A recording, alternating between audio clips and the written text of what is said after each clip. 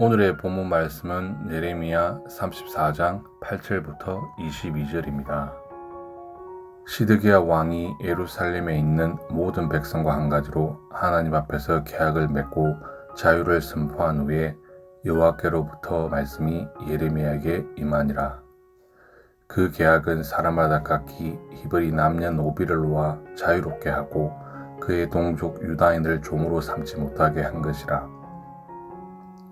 이 계약에 가담한 고관들과 모든 백성이 각기 노비를 자유롭게 하고 다시는 종을 삼지 말라함을 듣고 순복하여 놓았더니 왜 그들의 뜻이 변하여 자유를 주었던 노비를 끌어다가 복종시켜 다시 노비로 삼았더라.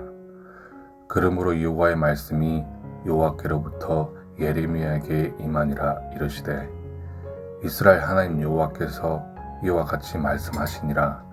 내가 너희 선조를 애굽 땅 종의 집에서 인도하여 낼 때에 그들과 언약을 맺으며 이르기를 너희 형제 히브리 사람이 내게 팔려왔거든 너희는 7년 되는 해에 그를 놓아줄 것이니라. 그가 6년 동안 너를 섬겼음즉 그를 놓아 자유롭게 할지니라 하였으나 너희 선조가 내게 순종하지 아니하며 귀를 기울이지도 아니하였느니라. 그러나 너희는 돌이켜 내 눈앞에 바른 일을 행하여 각기 이웃에게 자유를 선포하되 내 이름으로 일컬음을 받는 집에서 내 앞에서 계약을 맺었거늘 너희가 돌이켜 내 이름을 더럽히고 각기 놓아 그들의 마음대로 자유롭게 하였던 노비를 끌어다가 다시 너희에게 복종시켜 너희 노비로 삼았도다. 그러므로 여호와께서 이와 같이 말씀하시니라.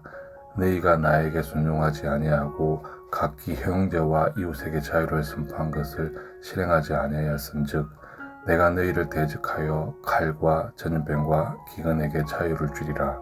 여호와의 말씀이니라.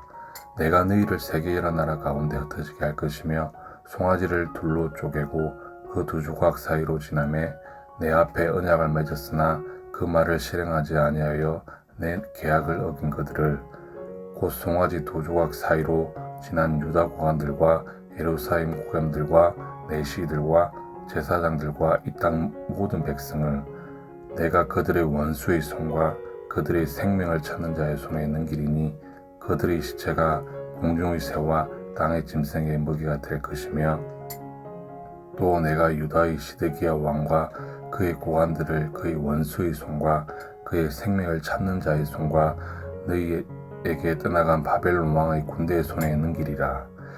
여호와의 말씀이니라. 보라, 내가 그들의 명령하여 이 성읍에 다시 오게 하리니 그들이 이 성을 져서 빼앗아 불살할 것이라.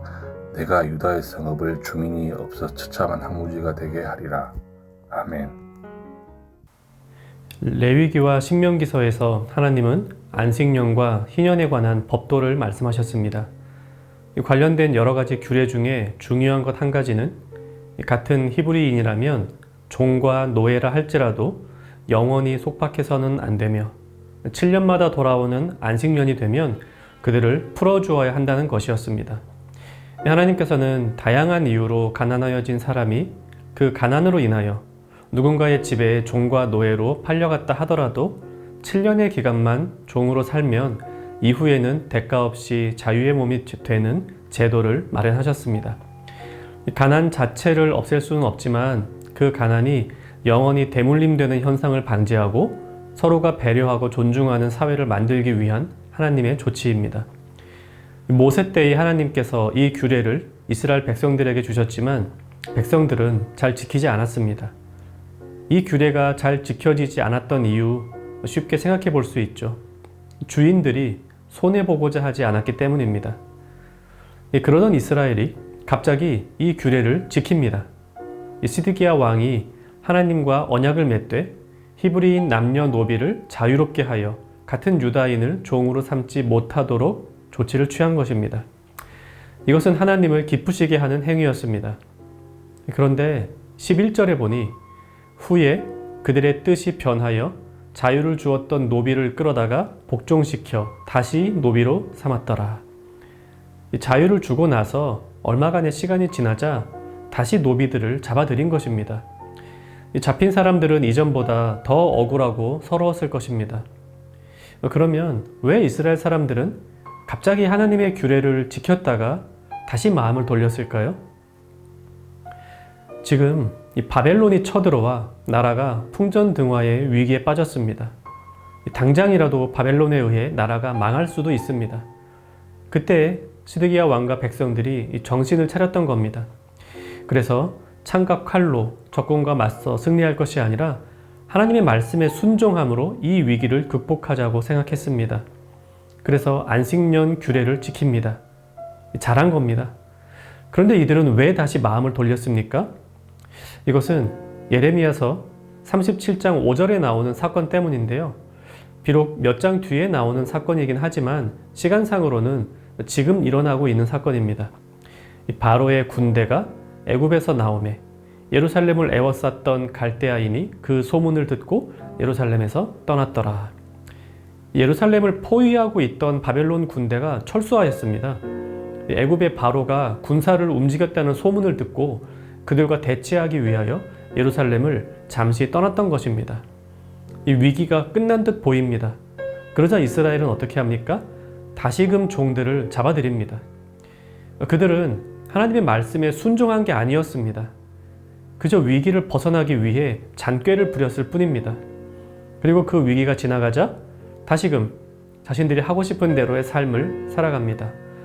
그 결과 하나님은 하나님 백성의 자유를 함부로 빼앗은 그들의 자유를 빼앗겠다 이렇게 말씀하십니다. 하나님과 맺은 언약을 우습게 여기고 그것을 파기한 이스라엘을 이제 내가 바벨론에게 넘길 것이다 이렇게 말씀하십니다. 위기의 순간에 하나님을 찾는 것은 우리 모두에게 익숙한 일일 것입니다. 그것을 얕은 꾀로 볼 필요는 없습니다. 이 본문에서 하나님도 이스라엘이 잠시 규례를 지켰던 것에 대하여 바른 일을 행하여 라고 평하셨습니다.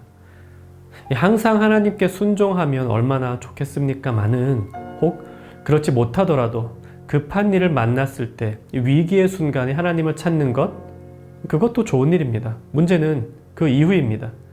위기에서 벗어날 때 내가 찾았던 하나님께 감사하고 이제는 위기가 없더라도 하나님을 찾고 의지하는 신앙을 고수할 수만 있다면 그 사람은 분명 이전보다 한 단계 성숙한 신앙인이 될 것입니다. 하지만 급할 때만 찾는 하나님, 그리고 급한 일이 지나가면 잊어버리는 하나님이라면 그런 신앙은 결코 발전이 없습니다. 우리 인생에는 급한 일들이 종종 찾아옵니다. 위기가 몰려올 때도 있습니다. 평소에도 하나님을 찾아야 하겠지만 혹 우리 신앙이 연약하여 위기 때 오랜만에 하나님의 이름을 부르짖었다면 이제 한 단계 올라갈 수 있는 기회가 된 것입니다. 그 위기 뒤에도 계속해서 하나님을 부르짖고 하나님께서 기뻐하시는 대로 살아가기만 하면 됩니다. 이 본문을 생각하며 이 시간 함께 기도하며 나아갑시다. 급할 때나 평안할 때나 하나님께서 기뻐하시는 삶의 모습 그대로 살게 하여 주옵소서. 이런 제목으로 우리 기도하시고요. 또 이 본문에서 하나님께서 명하셨던 대로 누군가의 자유를 해치지 않고 더불어 함께 살아가는 공동체의 삶, 안식년의 삶, 이런 삶을 살게 하옵소서. 오늘 하루 급한 일 만나지 않기를 바랍니다. 하지만 혹 급한 일이 닥쳐와도 하나님 의지합시다. 그리고 위기가 지나가도 계속해서 하나님을 의지하며 살아가는 그런 청년 가족의 삶이 되기를 바랍니다.